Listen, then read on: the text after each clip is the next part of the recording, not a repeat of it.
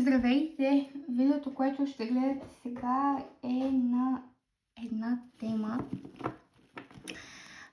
която знам, че вълнува голяма част от вас, а именно какво чувства вашия любим човек към вас в момента. Отпускате се, представяте си начина, по който изглежда този мъж, настройте се положително. Ако се нуждаете от мен за лични четения, то тогава можете да ме потърсите в Viber чрез телефонния номер, който съм оставила в описанието на самия канал. Ще съм ви изключително благодарна, ако оставите по един коментар отдолу и се абонирате за канала. По този начин помагате на YouTube канала да се разраства. Така, кой е вашия любим? Отпуснете си, представете си го. Кой е той?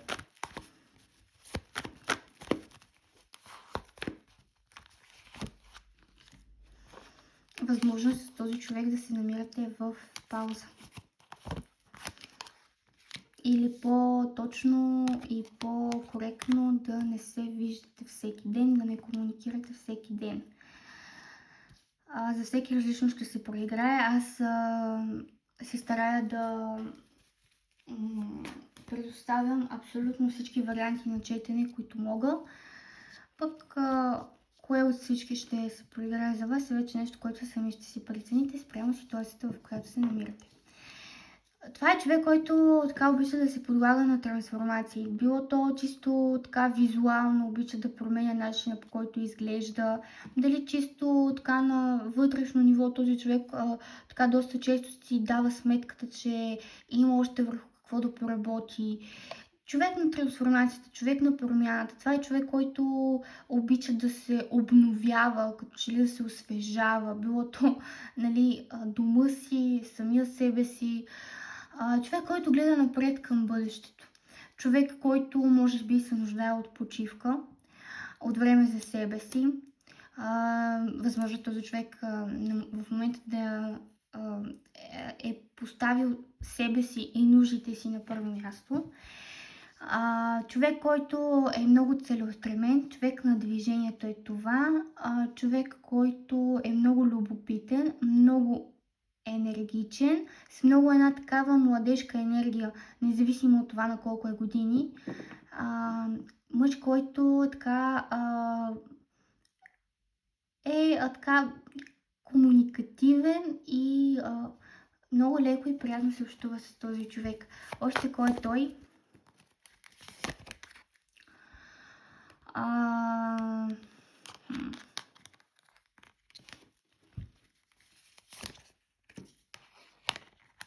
Това е човек, който обича да поема рискове. Човек, който обаче тук така доста често задържа емоциите, чувствата и мнението си за себе си. Това не е човек, който открито ще ви каже как се чувства, какво преживява, какво му се върти в главата, какви са неговите планове за бъдещето. Не, тук не става въпрос за такъв човек. Това е човек, който голяма част от информацията си я пази за себе си.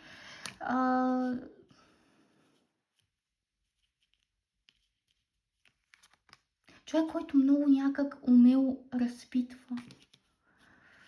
Човек, който държи на свободата си. Човек, който тук е възможно и да е започнал едно ново начало в живота си.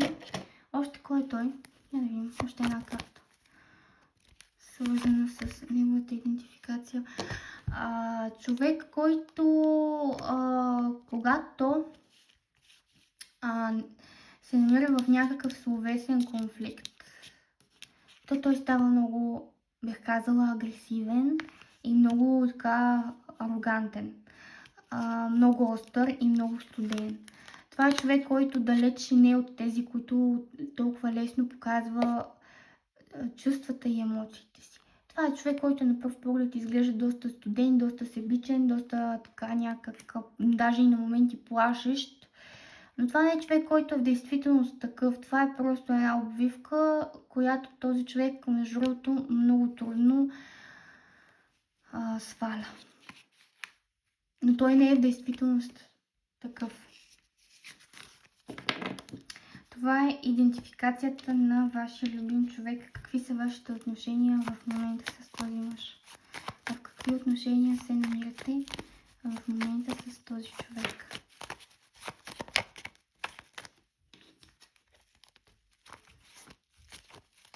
В какви отношения се намирате в момента с този човек? Изчаквате нещо. Като че ли изчаквате да видите какъв е резултата от някакви положени усилия, от някакъв вложен ресурс, било то време, енергия и така нататък. Усилия за нещо.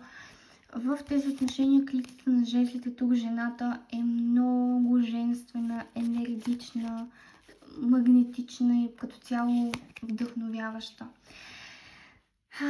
И някак много ярка. А може би и по-инициативна от мъжа.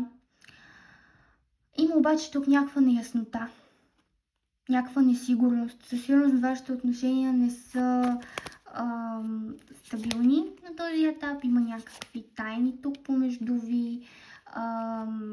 Още какви са вашите отношения? Тук мъжът не е разкрил напълно чувствата си, държи ги под контрол, не им позволява да се разгърнат, да го превземат. Възможно е тук този човек да се оплаши от това, което изпитва към вас, или от това, че има тук някаква тайна, която той не може да разгадае, която събужда у него някакви страхове.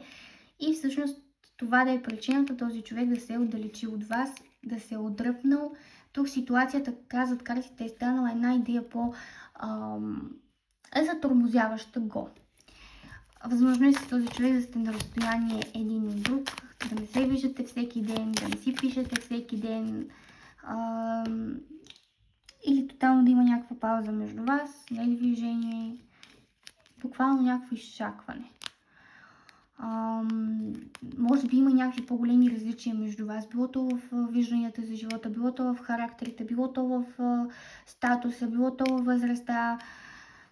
Още, какви са вашите отношения в момента?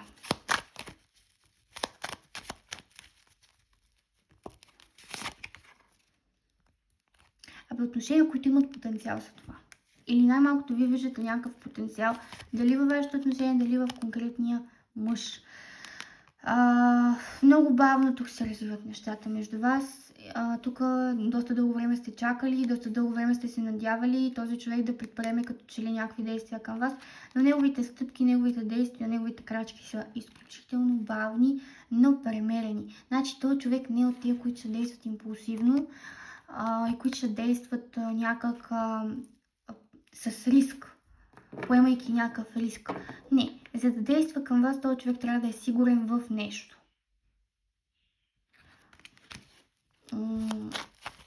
И докато не се увери, че като че ли почвата е стабилна, той няма да го направи.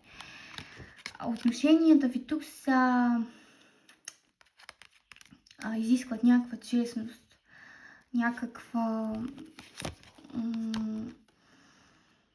някакво определяне. Дали вие трябва тук да се определите, дали този човек трябва да се определи как да действа или как точно да се случват нещата, или какво по-точно иска, било то вие, било то той, за тези отношения от вас или ви от самия него.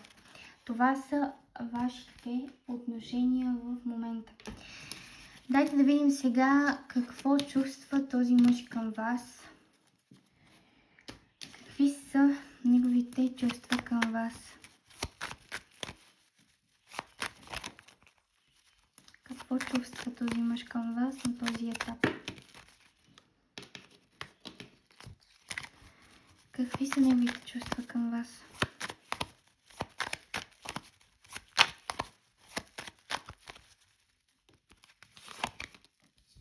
Съжаление. Дали съжалява за нещо?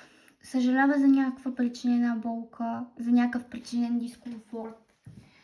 Съжалява тук за някакъв грешен ход, който този човек е направил, или че е пропуснал да направи някакви по-смели крачки към вас.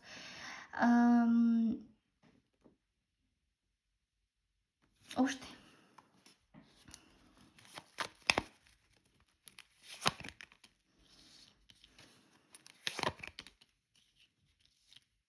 Чувства, че тук вие можете да му дадете стабилността.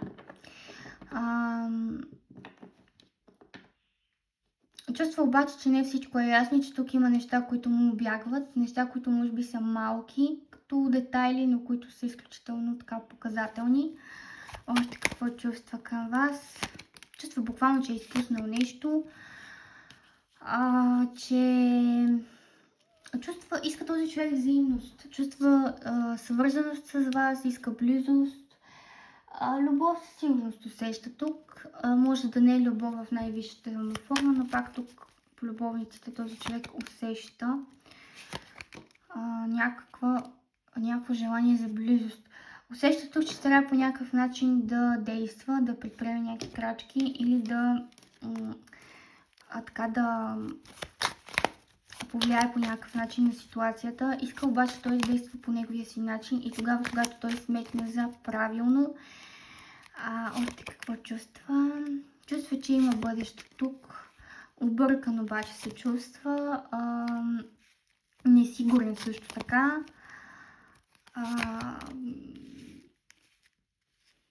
Не знам защо, обаче, когато е около вас или когато се сети за вас, този човек усеща някакси задоволство, удовлетворение, като да се чувства успешен или успял. Или като вие по този начин да му будите желанието за това да се развива, да надгражда, да побеждава, да бъде победител. Имайте предвид обаче, че тук този човек е възможно да се намира пред правенето някакъв избор, обаче като да му е много трудно да го направи и като да се чувства като че ли като между чукъл и наковалнята и като да му се иска да вземе най-правилното решение. Така, чувства обаче тук, че нещата трябва да се променят. Че нещо старо трябва да си отиде на мястото, на което дойде нещо ново, нещо по-свежо. Още какво чувства към вас този човек?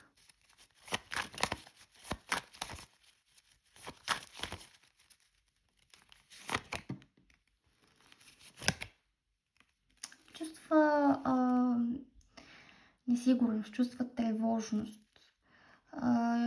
Иска да поеме инициативата, но като да му се вижда прекалено голям рискът, за да го направи.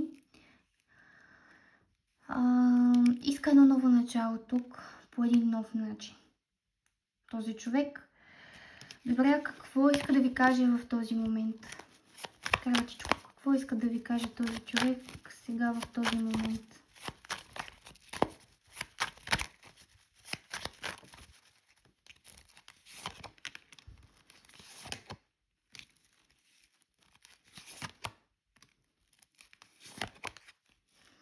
Този човек буквално това, което иска да ви каже е, че едва или не вижда наистина успехът му.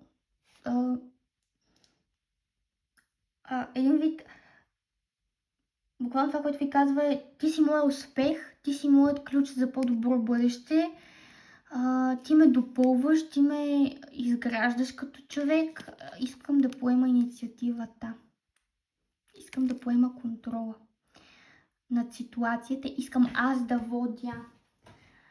Този човек, ако карата се чувства по-успешен. Да видим също една карта. Да, вие го палите изключително много. Вие този човек го карате да иска да се развива и да надгражда. Това е, което исках да ви кажа и това са неговите чувства към вас. Благодаря ви, че изгледахте видеото. Ще се радвам, ако оставите по един коментар отдолу и до нови срещи!